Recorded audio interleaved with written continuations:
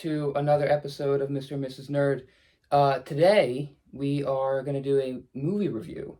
We're going to be reviewing the Haunted Mansion movie that just came out, which we were both really excited to see. And I don't know, let's start with first impressions. First impressions of the movie? First impressions, because this is going to be a spoiler review. So, for those of you that have not seen it yet, if you're watching this, stop it, go see the movie, come back. That way you won't be spoiled. But we are going to do spoiler-free takes first, just so that you're able to enjoy part of the video with us. So, spoiler-free, my thoughts. I thought it was just as good as the original, because I really liked the original with Eddie Murphy. And I thought it was really funny. I thought it was really heartfelt, really cute. It had a lot of very emotional moments. And surprisingly, a lot of, pretty spooky moments for, kids. Did you think? Yeah. I think tonally it was very different than the Eddie Murphy 2003 Haunted Mansion movie, which felt like it was more goofy, I guess. Yeah. And this one had more of a serious take to it. There was a lot of emotional weight to most of the movie, truthfully. Whereas in the Eddie Murphy movie, there were some scenes that had emotional weight, but nothing that really felt like relatable. Even viewing it now as an adult, you're like, well, I don't really, I don't see myself in those characters necessarily doing those things, but I get it, Yeah. Very different from this one, which they, tried to modernize the story a little bit and bring in some new characters and bring in some different cultural aspects that were interesting. And it seemed like this one was more focused on Disneyland's version of the Haunted Mansion versus Disney World's version of the Haunted Mansion. Was that what the first one was focused on? I thought that was modeled after the Disneyland I think version as well. Was, but the setting itself seemed more like the Disney World one, and then when you walked through, I felt more of that vibe than I did the Disneyland. But, it's architecturally, I guess it was based on that one. I just feel like there was a stronger resemblance to that Disneyland Haunted Mansion visually in this one, because they set up the scene like it was in New Orleans. Yeah, that's right off the bat. You knew where it was taking place. You knew there were going to be some, kind of Cajun cultural aspects being brought in. So I think that part was interesting. Yeah. Well, I don't know which one I liked more, but I'm gonna say for now, because I'll probably see it again, that I they're both on equal footing for me. But one thing I did notice is that in both movies, the house and the ghosts mostly are not the antagonists. There's always one solid antagonist in the house keeping everybody else there. And in both movies, freedom is kind of the end goal for the rest of the mansion. And our heroes, without spoilers, have to find a way to get there. But well, I think in the ride they say 999 happy haunts. So yeah. The idea is that they're not unfriendly ghosts. True, but I wasn't expecting the ghost to be the antagonist. Just from the trailers, it made it seem like, you're locked in the house, it's keeping you here, and then chaos ensues because ghosts will be ghosts and just everything kind of goes wrong. But that's kind of what happened in the original as well. But with this one, it felt a little more like they were unhappy to be there. And then, everything kind of worked out in the end. But with that being said, we'll start getting into spoiler territory so we can break it down even further. Okay, so I think it's plain and simple in the trailer that the Hatbox Ghost is the antagonist of the film. But it's really cool because this is the first time that, one, we've ever seen the character in any kind of media, and two, we get a backstory for him. I don't think, even in the ride, they ever really mention anything like that. I don't think they give most of the ghosts a backstory, but his is pretty neat. And in the movie, right away, you kind of figure out that like he's the one tormenting everybody, and like he's there in the shadows. And in the beginning of the movie, Rosario Dawson's character, what was her name? Gabby? Gabby and her son, they move in, and like the house is real spooky and it scares them away. And as they're driving away, he's there kind of like at the front gates, and he goes, "You'll be back," and he says it 3 times the same way like Madame Leota says in the ride, like "hurry back," which I thought was a pretty cool like subtle nod. But like, yeah, so he's, you know, kind of in control. He's causing everything and making it seem like, you know, if you come, you can't stay, otherwise you'll be my next soul, because he's trying to collect souls to gain ultimate power. Like, I don't even understand what he gains from that. First of all, it's not Madame Leota in the ride who does it. Although is it not?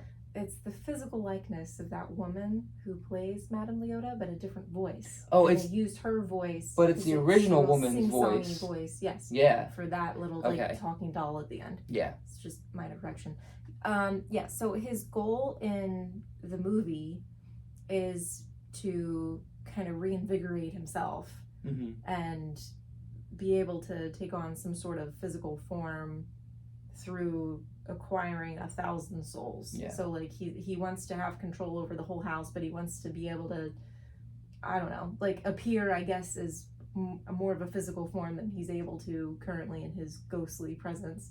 And if you notice, like throughout the film, all the other ghosts are very like blue and like see-through, but he's more solid. So I wonder if that like he's been gaining aspects of a physical form as he collects souls, kind of stealing that away from them, and then he's quite ghastly still. But yeah, they almost had me, because I think they say like at one point when they meet Madame Leota in the seance room played by Jamie Lee Curtis, who did an amazing job, I think she says like he has 933 souls. Right? And I was like, that's not the number. Like, why? I don't know why they would change it. I wonder if that's going to be a payoff. But then immediately right away, Danny DeVito's character, who's hilarious throughout the movie, he reminds everyone that, like, well, since she got trapped into that crystal ball, there have been 66 more deaths, bringing it to a total of 999. And then at the end of the movie, he even says the line, like, we have 999 souls here, but there's always room for one more. So there was a lot of that throughout the movie, and if you're a big fan of the ride, and you know just the history behind it and everything like that, there's a lot of payoffs and a lot of subtle nods. We noticed a few of them, but I'm sure there was more. I'm sure there was more that went right over our heads. Maybe with a second viewing we'll be able to pick them up, because in the attic scene, I'm sure there's tons of Easter eggs. I mean, my focus was on the pictures of all the beheaded husbands, but I'm sure if you take a you know, little mirror and look through everything, there's a lot more to be seen there. But that was another thing that I noticed, that like each major ghost gets its own like set piece or specific room. Like they did the bride with the axe, and she was a big player in the movie. But she gets her own like special scene in the attic. They have the stretching room where you get to see all the talking portraits and all, you know, how everybody dies in the stretching room. And then the gators come out of one of the portraits, and the whole thing fills up with water. So that's really cool. And then there's a dream sequence for the main character, who's Ben, played by, his name always escapes me, but I think you remember. If not, it's okay. It's I'll have to look it up. But yeah, okay, look it up. But there's a dream sequence where he's kind of like running through the graveyard behind the house. Stanfield. Say it again? Lakeith Stanfield. Yeah, he's incredible. He's an amazing actor, and he really does a great job in this movie. Every scene with him is either very funny and you laugh, or very emotional and you really, really relate to him and feel for him. But we'll get more on that in a second. But in his dream sequence, you see like the whole graveyard scene from the ride. You see the gravedigger and his dog, and you see that, of course, a hitchhiking ghost, and I think one of them, he has a voice line, and it's really cool. I think they look more like they do in the ride in this movie, obviously, than they did in the first one. And I think the first one, they just kind of look pretty goofy, but you can still tell who they are. But with updated CGI and computer graphics and everything, they were able to really capture the likenesses of all these ghosts. But yeah, you don't think so? I have to disagree. Well, in the first movie, there's very little CGI. Like, they use a little bit, but not a lot. Well, a lot of it's practical effects. Well, most of the ghosts just look like people. Yeah. So they're not tipped off right away that they're ghosts because they can't figure out that aspect of things. So to me, that felt more believable because when you're actually in the ride, the people who were there just look like people. Yeah. You know? And you'll see some of those CGI effects that they added on later in like the graveyard scene now in the ride. But a lot of that's very recent. And I actually thought the overuse of CGI and the way they did it was maybe a weaker point in the film, just because there was a lot. And that's my complaint with a lot of Disney films just in general nowadays, is that they rely so heavily on CGI because it's easier and cheaper to just do it that way. But I think that like this could have been a stronger film if they had relied a little less on that CGI, because some of it kind of took me out of the movie. Like the ghosts didn't seem as believable to me just because of how like strangely translucent they were. Like they just kind of looked like they were popped in there. And I think the gators kind of took me out a little bit because that was obviously not real, you know? And I wasn't sure if they were going for like a cartoony aspect to it or if they wanted it to look like a real gator. Like there were moments throughout the film where I wasn't sure what they were trying to achieve, whether they wanted it to look animated or whether they wanted it to look real, which in and of itself is not good because you should probably go stylized or very realistic and do one of them very well so people understand what your intention is with it, so it's not as jarring. But I think the CGI wasn't it for me. I wasn't like thrilled about that aspect, and especially when I'm comparing it to like the first movie, which I loved the way they did effects in that movie. I didn't think that anything felt kitschy. None of it really took me out of the story. And the fact that they used like real people and didn't have them look like ghosts kind of added to the mystery of it, because then you're like, well, this is so weird that all these people are just walking around working in this home, but it's eerily quiet, and where are all the people who come to visit him? Like there's a lot of questions that are unanswered through that, but then you kind of unravel as the story goes on, which made it pretty interesting. I think for this version, it's obvious, like, this is like a haunted house type of story, but I think the fact that they use the CGI is what made it more family friendly, perhaps, because usually when you see, like, ghosts or, like, any sort of evil anything in a horror movie like that, paranormal, you see, like, either a physical form that's, like, terrifying, like the nun, or you'll see, like, like some sort of shadowy figure and you don't really figure out what it was.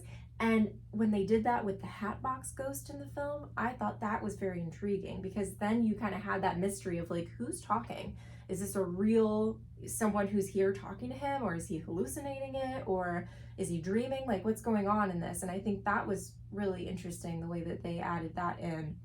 But as soon as they showed me those little blue ghosts, I'm like, okay.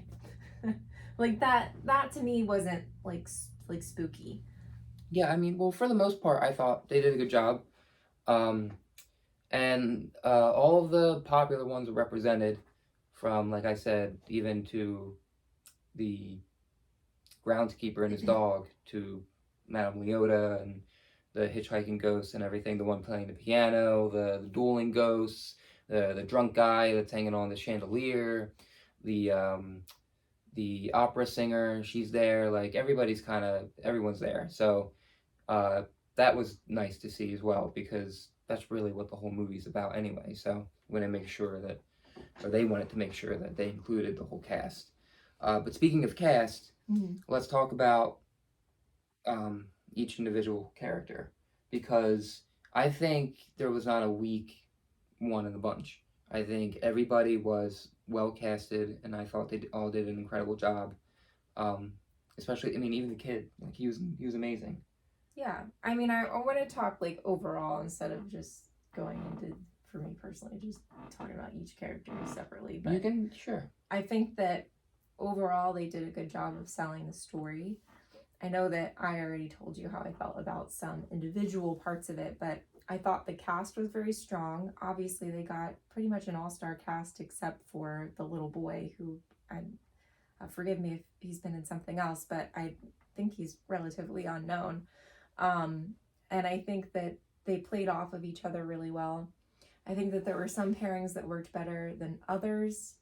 Like, I'm not sure that Lakeith and Tiffany Haddish were meshed well every single time, but they had that really pivotal moment together where they sold it, and it felt like they were kind of matching each other's energy, and that was good.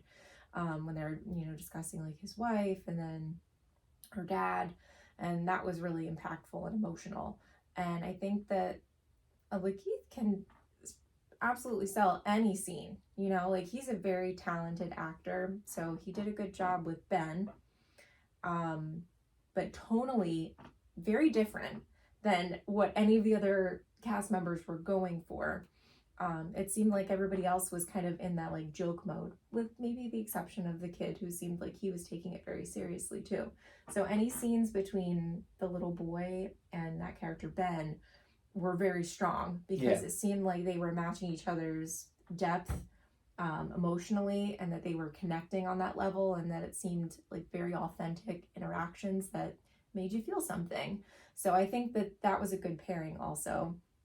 And I think that sort of the juxtaposition between Father Kent and Ben. Father Kent played by Owen Wilson. Yeah, was amazing. So good, because like Owen Wilson has that ability to be a versatile actor where he can be very funny and goofy, but he also can bring, some emotional weight to the roles that he plays in different ways. He's got that kind of calm, quiet demeanor, and sometimes he'll say a line and it'll just hit the right way, and I think that the two of them playing off of each other was a good balance, because then you had kind of that goofiness from Father Kent, but then you had sort of that seriousness from Ben, and Ben was kind of more of an introvert and quiet and timid, and then you had Father Kent, who was very much the opposite and was willing to go out of his way to meet new people, and for swindling, as you find out, but to make connections, really. So I think that was an interesting pairing, just to see the two of them, because they were so different. And then of course the professor, Danny DeVito's character, was absolutely hilarious in every way. He was a scene stealer for sure. Very funny. Really, really funny. And even, my least favorite guy, Jared Leto, really sold the Hatbox Ghost well. Yeah. He's a massive creep, and I don't like him. But he plays the massive creep very well. So that was, he sold it. And I think that he brought, I don't like to compliment him, but I think that he brought a lot to that role that I think he's been seeking out recently in other roles and hasn't found. Morbius, Joker. Like, there are a lot of roles that he tried to bring too much to, because frankly, he is too much. He's very dramatic, but I think this was kind of the perfect outlet for that dramatic energy, and for, somebody who feels like they need to steal the show every time, and need to come in with a commanding presence and make people try to feel something, and in this case feel scared, and he did a good job of being scary. He definitely has a commanding presence, sure. I think that was great. You definitely feel very concerned for the characters when he's on the screen, because he's no punches pulled, and I mean, even the whole house is scared of him. There's a moment in the movie where the rest of the ghosts sense that he's coming, and everyone just like that is just hiding, shaking, shivering, like, and some of them are creepy looking ghosts, and they're afraid of him. So that really says something. But yeah, I agree. I think that was a good casting choice. And like, if you don't like him, you don't even know that it's him. Do you agree? Like, until they show you what Alistair, who is the the man that is the Hatbox Ghost. His whole backstory is he was this billionaire who was murdering people in the house that wronged him when he was a kid, and at some point in time, his employees rise up against him and chop his head off. And they find all of this out with Danny DeVito's character. He's doing research and stuff like that, and they show you a picture of what he used to look like, and it looks like Jared Leto. Mm-hmm. But throughout the rest of the movie, when you actually see like the Hatbox Ghost's face, like it just looks like a ghoulish man. Like, oh yeah, that's true. But... He doesn't look like anyone in particular, but it's very creepy looking nonetheless. Yeah, I think they were all very good, and I think Tiffany Haddish is always very funny. I think she's hilarious, and I think even though some of her lines weren't very strong, she did a good job of selling them. Yeah, I think so. Some of it kind of like made me pause, like I don't know if that's something that she'd really say in this moment, because then you feel like you're trying to get to know the character, and then something's like a little jarring, like I don't know if that's the joke she'd make here, but maybe okay. But her delivery is always great. She's always on cue with everything, and she brings a lot of fun to any role that she has also. Yeah. And I think that Rosario Dawson's character, Gabby, was really interesting because she played her very well, but I think that at first you're not sure if she's going to be like the Disney Channel mom who's like not really in on what's going on. I totally and like, immediately get what you're saying. Oh, we're fine. Like everything's fine. Don't worry about it. Oblivious. Yes. And then just letting this little boy suffer and be tortured forever. But then it's very clear she like switches, and then she's like, just kidding, we're leaving. And then of course they get pulled back in and they can't actually leave. But then you kind of see the same energy again when Ben arrives, and she's, very pleasant to him, but she's telling him like, you don't have to come in. Like, we're good. You don't have to come in. You can leave. I just need to let you know. And he's like, whatever, I'll take the money. And he comes in, and you kind of see her interacting with him, and she doesn't say anything about the fake pictures, which makes you think like, why isn't she saying anything? And then you're thinking like, well, is she kind of naive? Like, is she buying it? Is there like a big lead up to this? And then when you find out the trick that people actually can't leave the house and not go back, she knows she's hooked him. As soon as he crosses over the door, he's gonna believe her, and he's not going to like run away with the money and not come back.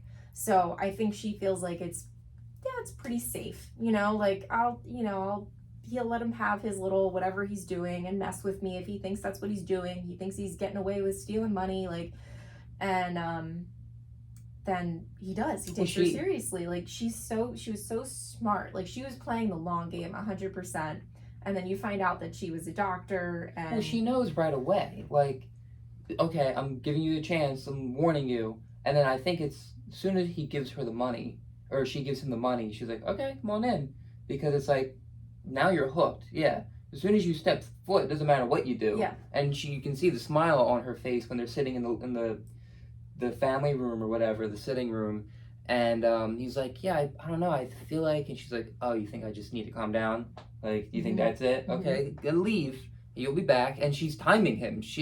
Her and her son are sitting on the front steps to the house, and she's like, and now. And then he pulls up and is like frazzled and gets out of the car like, something followed me. And she's like, yep, come inside. She already has like blankets ready to go for him and stuff like that. Like, she just knew, freaking, this is what it is, And then so you probably caught this like immediately, but in the beginning of the movie, she has long hair, and then after he meets her and goes back, she's got short hair. And then she explains to him like they've been going from place to place, to hotel, like for a while, trying to get away from these ghosts, and they just kept following them, like Poltergeist, the movie.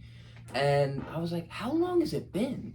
And it had been, I guess, a while since they moved in, figured out it was haunted, and then tried to leave, and then eventually had to be brought back. But that was a cool thing that they kind of like, that was like a nod to the ride as well, because once you go through the ride, at the end, the hitchhiking ghosts, they follow you home. And in this movie, that's the same thing that happens. You leave the mansion, and a few ghosts leave with you. You know, they just hop in your car with you, and then you have to bring them back to the house. Otherwise, you'll be haunted for the rest of your life. I thought that was cool too. I really like that. Because it gave the characters a chance to see, like, who's going to try to flee and who's going to try to stick it out and see what's going on, you know? Mm-hmm. And I think it became really obvious that they all wanted to get out of there. And then when they realized they couldn't, they're like, okay, well, let's figure it out together.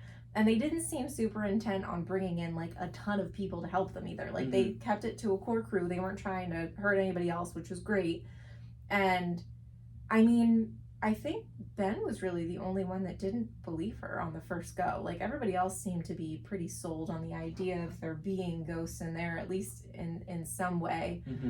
But I think that, like, Tiffany Haddish's character, Harriet, she was probably thinking, like, I'll come in and I'll say a few things and then she'll feel like everything's fine and then I'll get my money and then I get to leave. Like, she didn't think she was actually going to have to do much, kind of just for peace of mind. And I don't think she doubted whether there was something there. I think she just kind of was trying to scam her a little bit and be like, okay, well, whatever, but here's what I think, and I'll take your money and I'll see you never. So I thought that was interesting, like seeing everybody's kind of reaction to that situation. This movie gets heavy a lot, surprisingly, for a kid's movie. There's a lot of moments where they have these really long, meaningful conversations about very serious things. And, I mean, they handle it in a kid-friendly way. They try to not dumb it down, but soften it a little bit. But when it comes down to it, like, our main character has a lot of emotional breakdowns. And in very relatable ways. Like, he's not, like, you know, ranting throughout the house the whole time about ghosts aren't real and don't believe and I don't believe and stuff like that. But you understand why he feels the way he feels, and they do a lot to explain, like, his relationship with his wife and, you know, how strong it was and everything, and you really feel for him.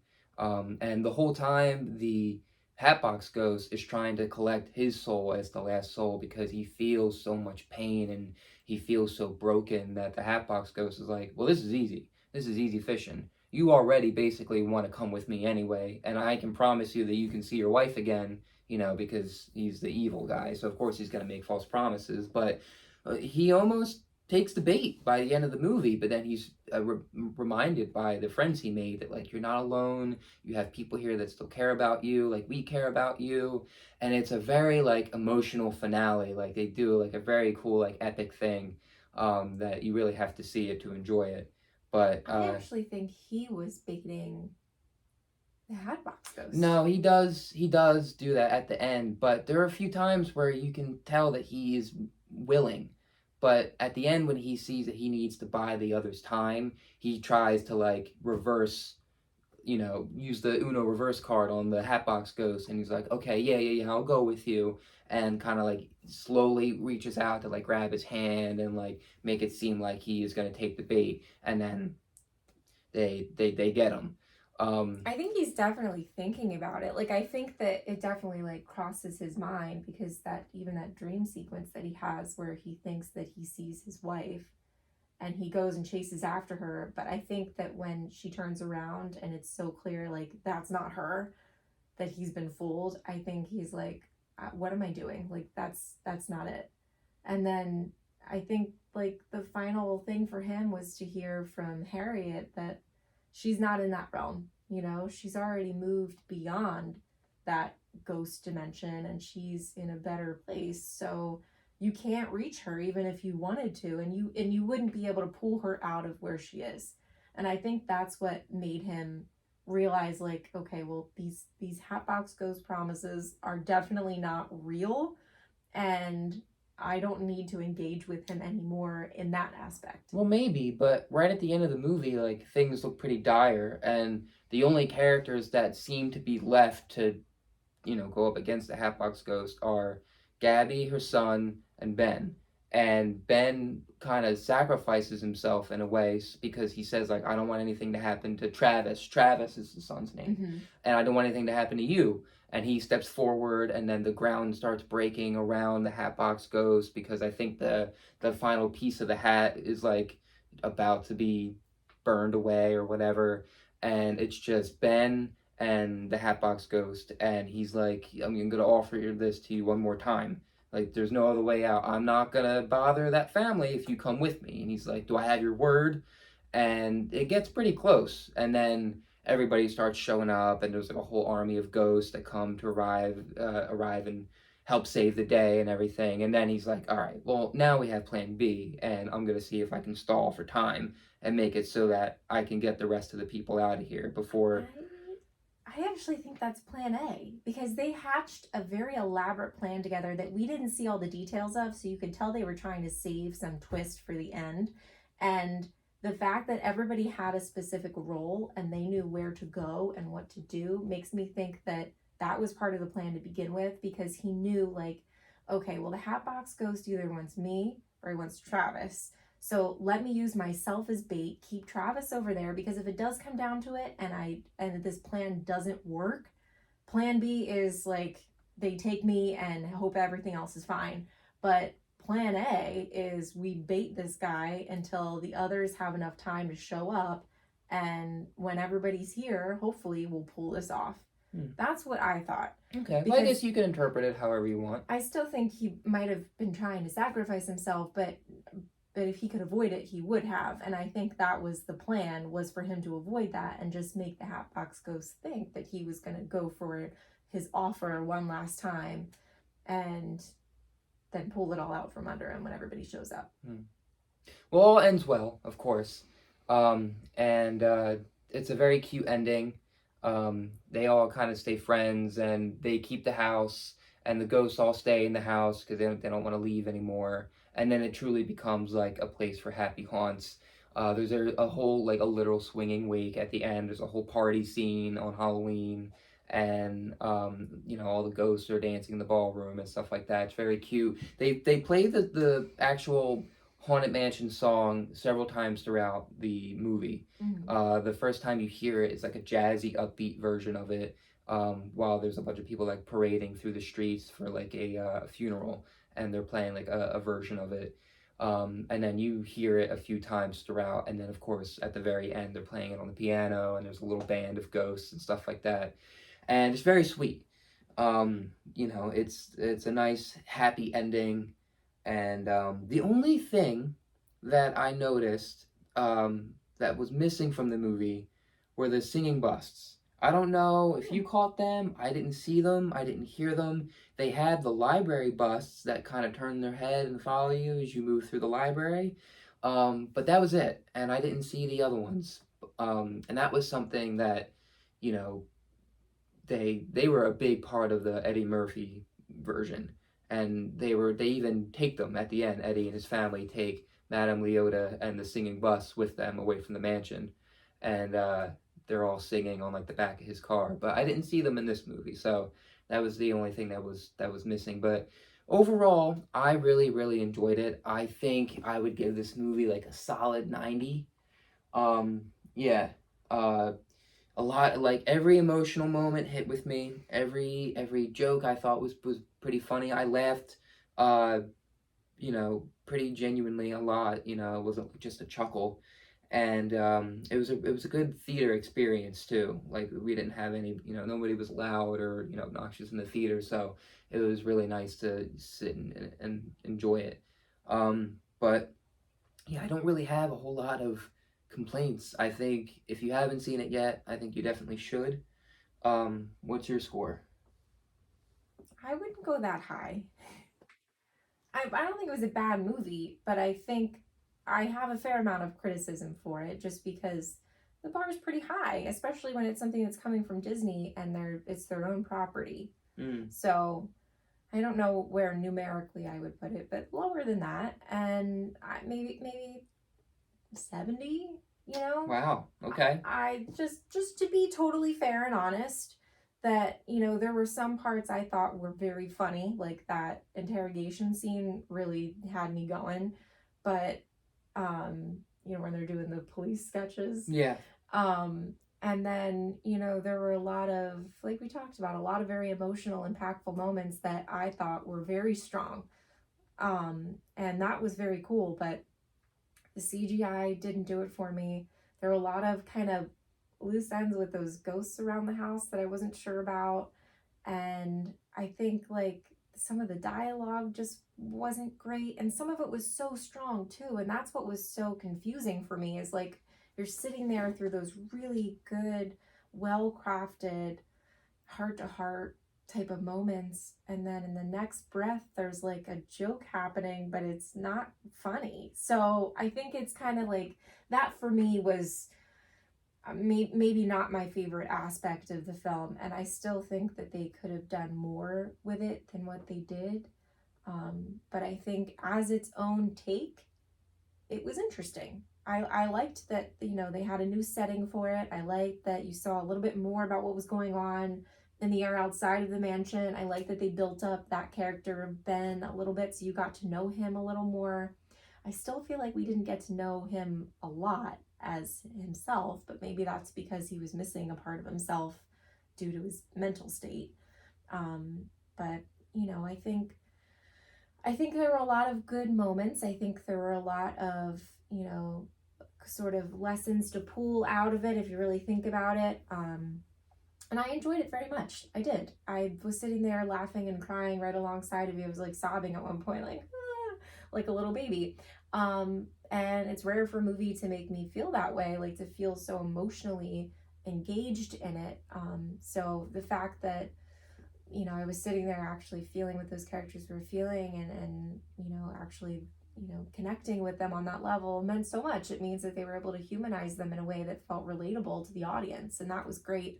So I think that aspect of things was really good. I think the casting was very strong. Everybody played their roles really well, and some of those jokes were very strong. So yeah, I'm gonna take the 30 points off for the things that I mentioned, but I think a solid 70, and I don't typically rank many movies that high. There's quite a few that would rank much lower than that. So for me, that's a good score.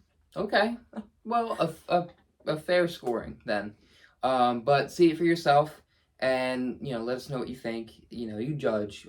What do you think of the CGI? What do you think of the dialogue? What do you think of the story beats? Was any of it funny? Did you think none of it was funny? You know, do you feel the way I feel, and that they should have included the singing bus somewhere in there? But yeah, we want to hear your feedback, and we want to know what you think. But otherwise, don't forget to like, comment, and subscribe. Thank you so much for watching this video, and we will see you in the next episode. Stay nerdy and stay spooky.